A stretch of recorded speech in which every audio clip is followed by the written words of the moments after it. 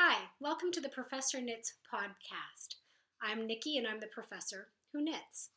I can also be found on Ravelry as Sister Soldier and Instagram as the Professor Knits. So, what have I been up to lately? Because it's been a while. It's been several weeks since I uploaded a video. Well, first of all, I have to say thank you to those of you who subscribed.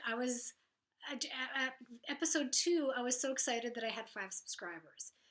And my tagline was to please help me get to 10 subscribers, and I think I've already gotten 20, so I'm very excited by that. Like I've said in my other podcasts, I didn't expect anybody to really watch except for my husband and my mom, maybe my sister. So I'm very excited that people seem to want to hear what I have to say about all the fiber art related projects that I engage in. So thank you. First of all, I should note that I haven't been doing as much knitting as I would like to, but for a really good reason. And that is my new acquisition. I have been doing a lot of spinning on, and I'm just going to adjust my little camera here, on my new spinning wheel. Well, new to me. She's an Ashford, he or she, I don't know yet. I think it's going to be a she, pardon me. She's an Ashford traditional single treadle, and I picked her up, I think she was built in the 70s. I think we're the same age. I think we're both from 1974. And I picked her up at the Mid-Plains Fiber Festival that I went to this past weekend, York, Nebraska, last weekend, April 22nd and 23rd. And I took a spinning class, and I think I've mentioned to you all in episode 1 that I do a lot of spinning with a drop spindle by hand because I just wasn't sure if I was ready to invest in a spinning wheel. Now, the spinning wheel that I used in the class was pretty fancy. It was a Kromsky double treadle, beautiful, smooth, unbelievable spinning wheel, but very much out of my price range. So I ended up buying this particular one from the Shepherd's Mill, which is a fantastic family-run mill in Kansas, Phillipsburg, Kansas. Sally and Kate, who were sisters, they were running the spinning class. They were probably, I couldn't think of a better combination. They were just wonderful people, really a lot of fun, very patient with us. A lot of us had never been on a wheel before. And anyways, I was chit-chatting with her afterwards, and this one was for sale, and I knew that it worked really well because she was using it. And I thought, well, if it's good enough for the teacher, it's good enough for me. She was using it. All the rest of us had the fancier, newer spinning wheels, and of course some people had brought their own. And so I got a heck of a deal. I got the entire thing plus a Lazy Kate and 3 extra bobbins for $125, and the thing works perfectly fine. Now, of course, it's not a luxury model, but for a beginner wheel, I'm really impressed. So I've essentially been spinning nonstop on it since then. Well, I shouldn't say nonstop. Whenever I can sit down and get a few minutes to myself, I'm spinning. Plus, before that, I was spinning quite a bit with my drop spindle. Whether I'm knitting or spinning, it kind of comes and goes in terms of what I really want to be doing. As long as I've got some sort of fiber running through my fingers, I'm happy. So I've been doing that quite a bit with some roving that I picked up.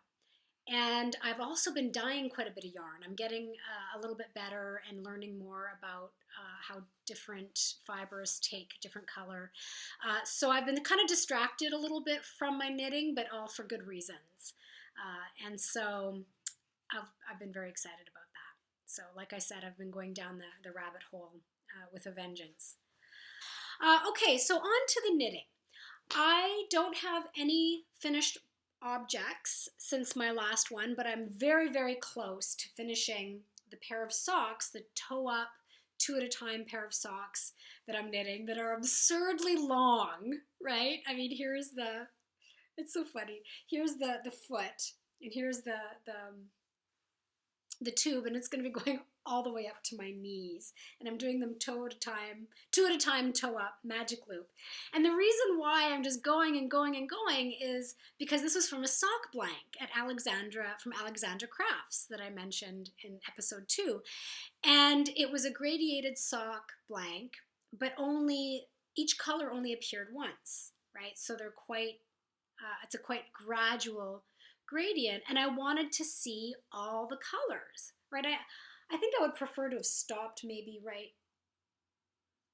right around the yellow mark or halfway through the yellow, just in terms of comfort. But then what was I wanted to see the rest of the colors knit up. So they're going to be ridiculously long, but I'm almost done. This is all I have left from the sock blank. Just a little bit more of the peachy pink and then the darker rose color. And then I'll be finished, and then I'll block them up. So I'll probably finish these off tonight. So it's been fun, but I feel like it's time to wrap it up, right? So yeah, that's my first work in progress, my first WIP. Sorry about that technological glitch just then. I hope I edited it out properly. I was talking to you guys about my next WIP and realized that I wasn't recording anymore. And the light sort of changed. It's getting quite overcast, so I've turned on a light. So hopefully we're okay to keep going here, and I'm able to piece this all together. So my next WIP is something I've shown you before. It's the Lush Cardigan by Tin Can Knits. I've shown this before, and I apologize from episode 2, all the scratching of the paper. I mean, when people do that on their podcasts, it doesn't bother me, but if everybody feels compelled to apologize for it, so I guess I'll apologize for it. I chose a beautiful Breathless DK Weight by Shawl yarns in this gorgeous, let's see if I can get the color better, this gorgeous, beautiful dark purple. And I've done a little bit of work on it. Last time I podcasted, I had finished the lace band and had blocked it. And I've now finished the collar band, and I've done the ribbing and cast off. And then I picked up the stitches on the bottom and started to knit the rest of the yoke, separated the sleeves, and now it's smooth sailing with stockinette stitch all the way down until it's time to do the ribbing and bind off. So I think this is going to be a pretty quick sweater. I'm also going to take it up to Canada with me. The color is just amazing. Shalimar yarns, Breathless DK Weight. And I have to start thinking about buttons. I've never done buttons on a garment before, so I'm going to have to think about, if I want something nice and sparkly and purple, or maybe purplish pearl. I don't know. I'm going to have to see. Visit the old Etsy shop and see what's out there, or Etsy website and see what's out there. And I also wanted to note, last time I talked about this, or the first time, which was the last episode, I talked about this project. I mentioned my canvas bag. I don't have specific project bags. I usually just throw my knitting into whatever I've got. And I'd mentioned that I bought this at a store that supports women who are doing weaving and dyeing and all that kind of stuff in South American countries who are escaping violence, political oppression, that sort of thing. And I think I kept calling the store Tradewinds for some reason. And I think that is a store, at least there is a chain like that up in Canada. But this is called Sharing the Dream, this store. It's a very, worthy cause, and we've got one in town. So I picked this up. It was woven by a woman in Guatemala. And I mentioned the scarf, and I'm wearing it today. That's what jogged my memory. It's this beautiful woven cotton, super, super soft scarf that was hand dyed. I think it's with beads. The ladies in the shop didn't know for sure, but we sort of put our fiber brains together and thought it's probably beads. But I just love it's sort of a heart pattern, and this almost looks looks like a row of hearts with what is almost almost looks like a row of skulls, especially if you look like that. But I don't think that's what's intended to be. But I just love wearing it. It's for a good cause. It's super soft and yeah. So sharing the dream. They probably have a website, and it's a very worthy cause. Okay, so my next whip, I guess fourth, because the socks aren't done yet. I'm not showing you Joan's cardigan today. This is the Lush cardigan. My final one is something that I cast on shortly after my last podcast with the tightly knit sister yarn that I had ordered from Nicole over at Hue Loco. And I think I was wrong. I think this is Tracy. These are Tracy's colors. I've balled them up, and I've cast on the Girl from the Grocery Store shawl. And I don't have a picture of the pattern with me because it's on my computer, and I'm just simply not that organized. So again, if I get my tech-savvy mojo on, I'll put a picture up here or something. But anyways, it's a ton of fun to knit. It's a very easy pattern so far. I haven't really gotten into much lace work, but it starts with an itty bitty tiny corner, and away you go with alternating between the balls of yarn. And it's an asymmetrical shawl, and I'm just looking forward to it. It's been really nice and fun. This part of the shawl is easily memorized, so I just kick into autopilot while I'm watching TV or watching the kids play or anything like that, and it's just nice and soft and scrunchy and nice, easy, mindless project that will have a really nice result. So it's been going quite quick. I really like to take breaks from the socks that I'm working on to go back to more neutral colors. Well, you all knit. You know what it's like. It's nice to keep a rotation of yarn in one's hands.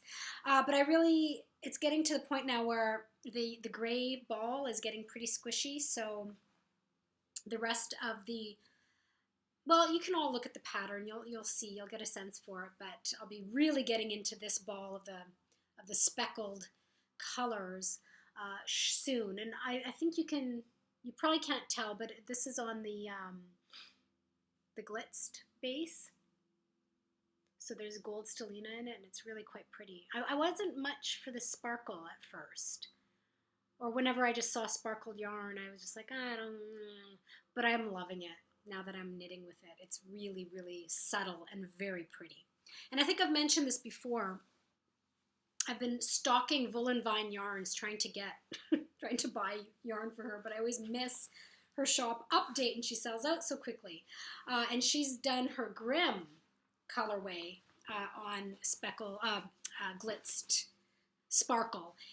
So I gotta be, I think, a little bit more on the ball for her shop updates. So anyways, so those are all of my works in progress, and I'm about to cast on something else, which leads me to my acquisitions portion, or my stash enhancements. First of all, I did get some more yarn from Nicole over at Hue Loco. It's a solid yarn, the Blush colorway on her Phyllis sock, 75% superwash merino and 25% nylon. And then I've already balled this up because this is her Toadstool, also on the Phyllis sock. And the reason why I've already balled it up is because I almost decided to knit with this one for the Girl from the Grocery Store shawl with the gray, because I just really like, and you can see it's got yellows and browns. I just thought, well, maybe there'll be too much sparkle if I do both of those skeins. So I balled everything up, and I thought I knew better than Nicole. I thought that this would be a better match. But no, it's not. She just, the other skein just works. I can see why she matched them together. She's very talented. So this is just ready to go. I think maybe it'll be a pair of socks this summer, right? Because it's a nice, fresh color. It does look like a little toadstool. It's very cute. It's aptly named. So these two came in from Nicole from Hugh Loco. I also received a kit that I ordered from Schoolhouse Press for Elizabeth Zimmerman's The Baby Surprise jacket. A friend of mine is having a baby, and I gotta get moving on knitting this because the baby's coming a few weeks early, 2 weeks from now, and I haven't even cast it on yet, so I gotta take that to Canada too. But I'm gonna do the baby surprise jacket, and Elizabeth Zimmerman, as you all know, this great knitting guru from the 1960s who really revolutionized knitting. But what's nice is that it came with 3 yarns that are 100% wool from Blackberry Ridge in Wisconsin. Beautiful colors. I couldn't choose the colors, but what they sent is really nice. To make the baby surprise jacket along with the book. And this particular book shows you how to alter it for all ages, not just a baby. I don't think I'm going to actually make this jacket with these because for all of you out there who are knitters and also moms, you kind of got to go with the acrylic blends for baby clothes and sweaters if you want them to be worn and used a lot, right? You need to be able to just throw it in the washing machine and dryer to get all the upchuck and spit up and everything else off of it, or yogurt or peanut butter or whatever.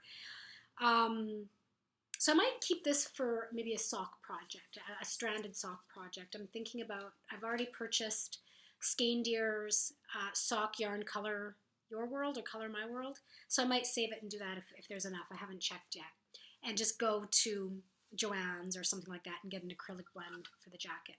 It also came with this really cute roving, but it's also yarn. It's Swedish Ulcentrum Åland, and it's very similar to some Icelandic yarn that, I can't remember her name now, it's blanking, from our friend over at Treehouse Knits was talking about it. Some sort of Lopi yarn.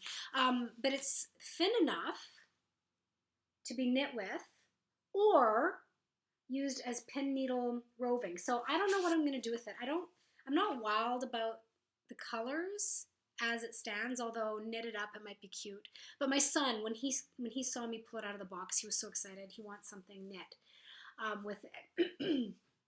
So I might spin it into a nice thin yarn. I don't know yet, but I'll see. But how can you say no when a 4-year-old is begging you to knit him something with this yarn? So I'm glad, because I don't think I would have knit myself anything with it. I don't know, maybe it's the red. I'm not too sure why it's not singing to me. The green I really love, and the purple, but I don't know. Anyways, that came, and I need to get cast on and get that on the go. Even though we're coming up to the summer, it's a newborn baby. I'd like my friend, to be able to put it on him as soon as she can. Okay, so very quickly then, I'm going to talk about my acquisitions from the fiber fair I went to, and I'm going to try to put some pictures up, but if it didn't work, I'll try again later. It was the first fiber fair that I've ever been to, and it was the inaugural fiber fair for York, Nebraska, and it was really a nice, manageable size. It was quite small in terms of having only about 10 vendors, and not a lot of big crowds, which was really nice. You could really get into the different booths and have great conversations. There's lots of fiber there. More fiber than yarn, lots of alpaca fiber, beautiful, beautiful stuff. And there was lots of classes and just a real small community, sort of salt of the earth kind of people. Really, really nice.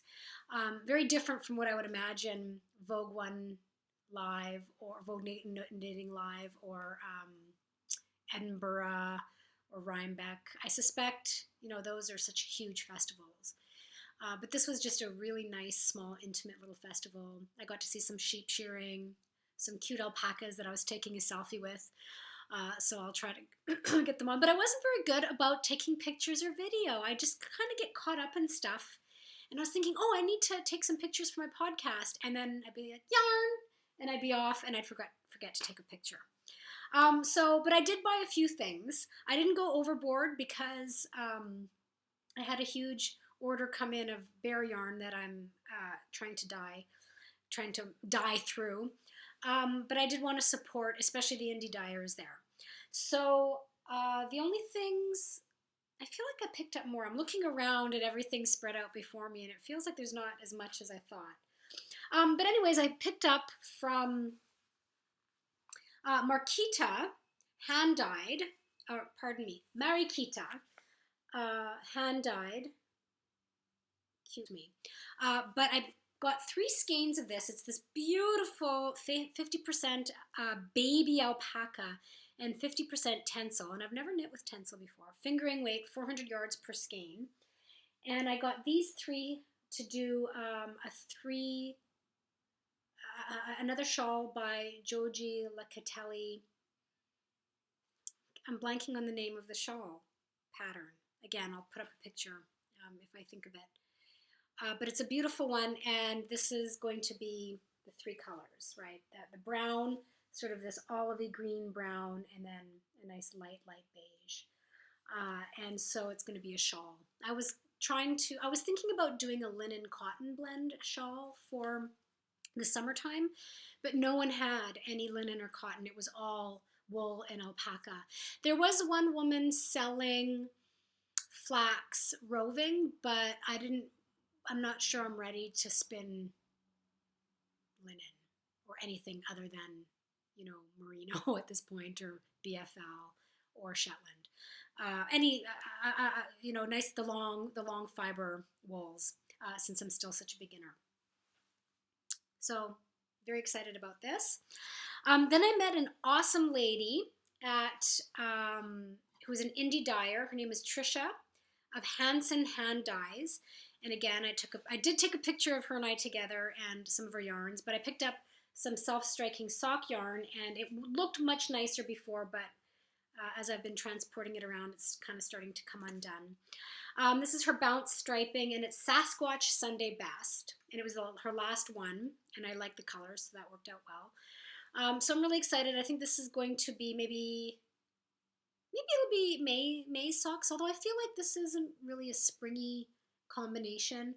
Or maybe I'll knit my husband a pair of socks, because it's kind of a masculine colorway. We'll see. But my first time buying this particular kind of self-striping sock yarn balled up like this, so I'm going to have to unball it into a cake, because I like to knit from the same ball when I'm doing socks. So, what else did I pick up? I feel like I'm missing something. But no, I was so good. I think it's because I bought the spinning wheel. I was very careful. I bought a couple of bags, about 16 ounces of roving, which is already...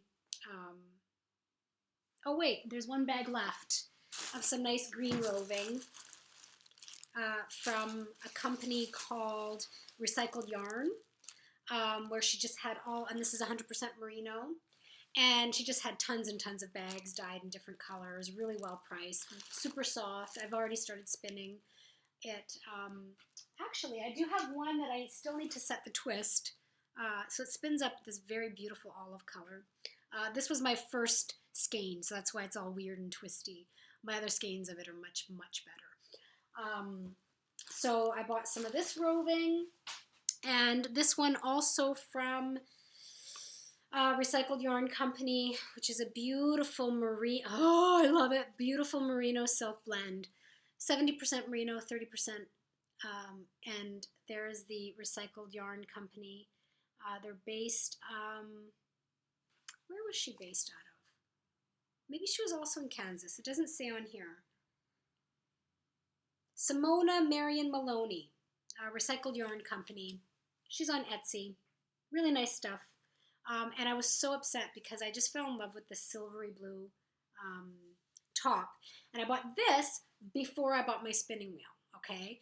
And so I think there was 3 or 4, and I thought, well, if I'm doing this with a drop spindle, it's going to take me weeks. I'm just going to get one top. And then I got the spinning wheel.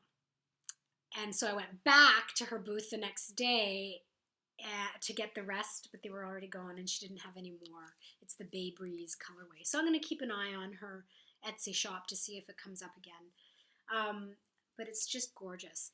And I think for now, most of the spinning of roving that I do is going to be pre-dyed, because when it comes to dyeing my own hand spun yarn, It's just not going too well yet. I'm still not quite getting in the hang of it. So if I get the roving and dye it myself or buy the pre-dyed roving, because look, there's only so many hours in the day, right? You hear me. So I will have to at some point not feel like I have to do everything from beginning to end. I mean, check in with me in 6 months and I'm going to have an alpaca and I'm going to be processing all the fiber myself. I just love that process from beginning to end, knowing I was responsible for it. But I think I'm going to have to lay off a bit. Oh, it's so soft. So soft.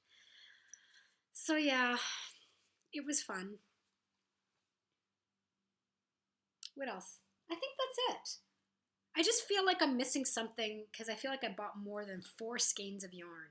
But I guess I didn't. I think I was really just being very, very careful and trying not to be gluttonous with the yarn, knowing that I... Okay, so I think that's enough for today. I'm sure I'm forgetting something that I had wanted to talk about. So let's hope everything works out and I get this video uploaded and people watch and click that you like it, comment, subscribe if you're not already subscribing. Let's see if we can get me to 30 or even, I might even get ambitious and see if I can get to 50 subscribers. Oh, and I forgot, I also met Tasha from Butterfield Alpaca and Fiber Arts. Butterfield Alpaca Farms and Fiber Arts. Thanks for tuning in. Thanks for sticking around this long and get your knit on. Take care.